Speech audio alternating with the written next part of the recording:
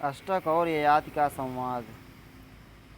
अष्टक ने पूछा, सतयुग के निष्पाप राजाओं में प्रधान नरेश, जब आप इच्छानुसार रूप धारण करके 10 लाख वर्षों तक नंदनवन में निवास कर चुके हैं, तब क्या कारण है कि आप उसे छोड़कर भूतल पर चले आए।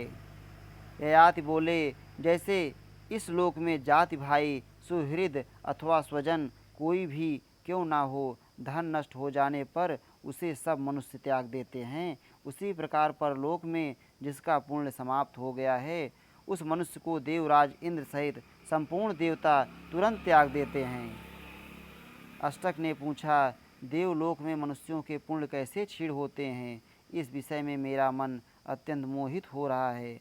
प्रजापति का वह कौन सा धाम है जिसमें विशिष्ट अपुनरावृत्ति की योग्यता वाले पुरुष जाते हैं, यह बताइए, क्योंकि आप मुझे क्षेत्रज्ञ आत्मज्ञानी जान पड़ते हैं। ययाति बोले, नरदेव, जो अपने मुख से अपने पुण्य कर्मों का बखान करते हैं, वे सभी इस भौम नरक में आ गिरते हैं। यहाँ वे गीदड़ों और कौओं आदि के खाने योग्य इस शरीर के लिए बड़ा भारी परिश्रम करके क्षीण होते और पुत्र पौत्र आदि रूप से बहुधा विस्तार को प्राप्त होते हैं।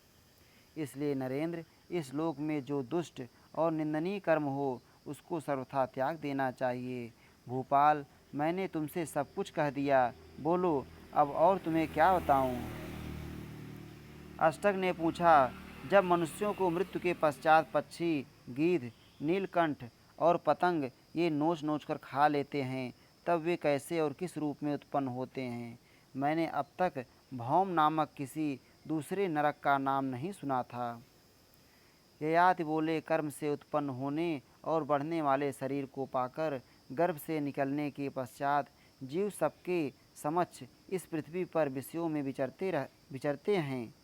उनका यह विचरण ही भौम नरक कहा गया है। इसी में वे पड़ते हैं।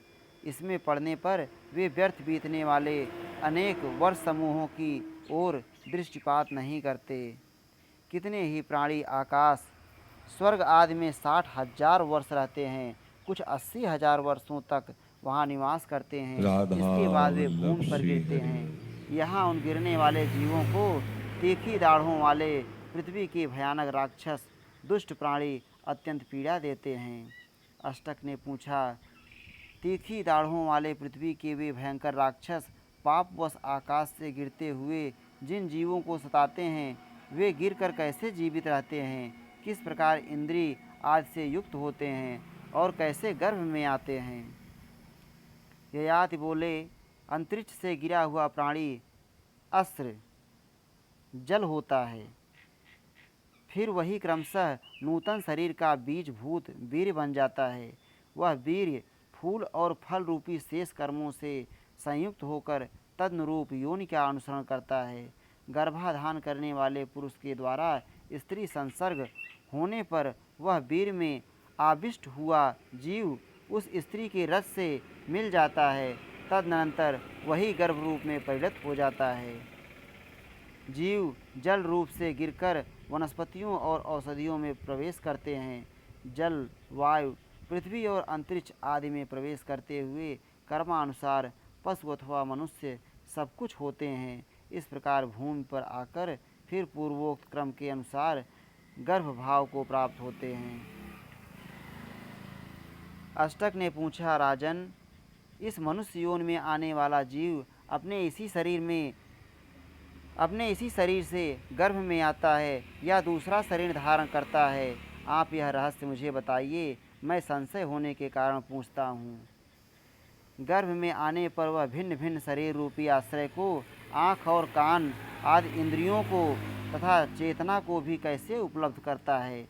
मेरे पूछने पर ये सब बातें आप बताइए। तात, हम सब लोग आपको क्षेत्रज्ञ आत्मज्ञानी मानते हैं। ययाति बोले, ऋतुकाल में पुष्परस से संयुक्त वीर्य को वायु गर्भाशय में खींच लाता है। वहाँ गर्भाशय में सूक्ष्म भूत उस पर अधिकार कर लेते हैं और वह क्रमशः गर्भ की वृद्धि करता रहता है।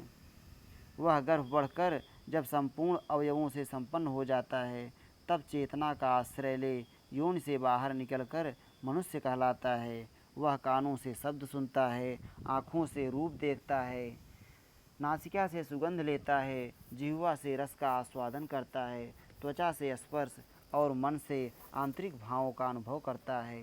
अष्टक इस प्रकार महात्मा प्राणधारियों के शरीर में जीव की स्थापना होती है। अष्टक ने पूछा, जो मनुष्य मर जाता है वह जलाया जाता है या गाड़ दिया जाता है अथवा जल में बहा दिया जाता है। इस प्रकार विनाश होकर स्थूल शरीर का अभाव हो जाता है। फिर वह चेतन जीवात्मा किस शरीर के आधार पर रहकर चैतन्य युक्त व्यवहार करता है। ययाति बोले, राज सिंह, जैसे मनुष्य श्वास लेते हुए प्राण युक्त स्थूल शरीर को छोड़कर स्वप्न में विचरण करता है, वैसे ही यह चेतन जीवात्मा स्फुट शब्दोच्चारण के साथ इस मृतक स्थूल शरीर को त्याग कर सूक्ष्म शरीर से संयुक्त होता है और फिर पुण्य अथवा पाप को आगे रखकर वायु के समान वेग से चलता हुआ अन्य योनि को प्राप्त होता है। पुण्य करने वाले मनुष्य पुण्य योनियों में जाते हैं और पाप करने वाले मनुष्य पाप योनि में जाते हैं। इस प्रकार पापी जीव कीट पतंग आदि होते हैं। महानुभाव, इन सब विषयों को विस्तार के साथ कहने की इच्छा नहीं होती। नृपश्रेष्ठ, इसी प्रकार जीव गर्भ में आकर 4 पैर, 6 पैर और 2 पैर वाले प्राणियों के रूप में उत्पन्न होते हैं। यह सब मैंने पूरा बता दिया। अब और क्या पूछना चाहते हो? अष्टक ने पूछा, तात, मनुष्य कौन सा कर्म करके उत्तम लोक प्राप्त करता है? वे लोक तप से प्राप्त होते हैं या विद्या से? मैं यही पूछता हूँ। जिस कर्म के द्वारा क्रमशः श्रेष्ठ लोकों की प्राप्ति हो सके, वह सब यथार्थ रूप से बताइए। ययाति बोले, राजन, साधु पुरुष स्वर्गलोक के 7 महान दरवाजे बतलाते हैं, जिनसे प्राणी उसमें प्रवेश करते हैं। उनके नाम ये हैं: तप, दान, सम, दम, लज्जा, सरलता और समस्त प्राणियों के प्रति दया। वे तप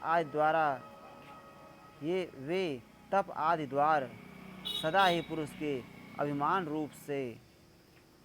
अभिमान रूप तम से आच्छादित होने पर नष्ट हो जाते हैं। यह संत पुरुषों का कथन है। जो वेदों का अध्ययन करके अपने को सबसे बड़ा पंडित मानता और अपनी विद्या द्वारा दूसरों के यश का नाश करता है, उसके पुण्य लोक अंतवान विनाशशील होते हैं और उसका पढ़ा हुआ वेद भी उसे फल नहीं देता। अग्निहोत्र, मौन, अध्ययन और यज्ञ, ये 4 कर्म मनुष्य को भय से मुक्त करने वाले हैं, परंतु वे ही ठीक से न किए जाएं, अभिमान पूर्वक उनका अनुष्ठान किया जाए तो वे उल्टे भय प्रदान करते हैं। विद्वान पुरुष सम्मानित होने पर अधिक आनंदित ना हों और अपमानित होने पर संतप्त ना हों। इस लोक में संत पुरुष ही सत्पुरुषों का आदर करते हैं। दुष्ट पुरुष को यह सत्पुरुष है, ऐसी बुद्धि प्राप्त ही नहीं होती। मैं यह दे सकता हूँ, इस प्रकार यजन करता हूँ, इस तरह स्वाध्याय में लगा रहता हूँ और ऐसा मेरा व्रत है। इस प्रकार जो अहंकार पूर्वक वचन है, उन्हें भय रूप कहा गया है। ऐसे वचनों को सर्वथा त्याग देना चाहिए। जो सबका आश्रय है, पुराण कूटस्थ है तथा जहाँ मन की गति भी रुक जाती है, वह परब्रह्म परमात्मा तुम सब लोगों के लिए कल्याणकारी हो। जो विद्वान उसे जानते हैं, वे उस परब्रह्म परमात्मा से संयुक्त होकर इन लोक और परलोक में परम शांति को प्राप्त होते हैं। इस श्री महाभारते आदि पर्वणि संभव पर्वणि उत्तरयायाते 9तमो अध्याय। इस प्रकार श्री महाभारत आदि पर्व के अंतर्गत संभव पर्व में उत्तरयायात विषयक 90वां अध्याय पूरा हुआ। श्री राधा वल्लभ लाल की जय।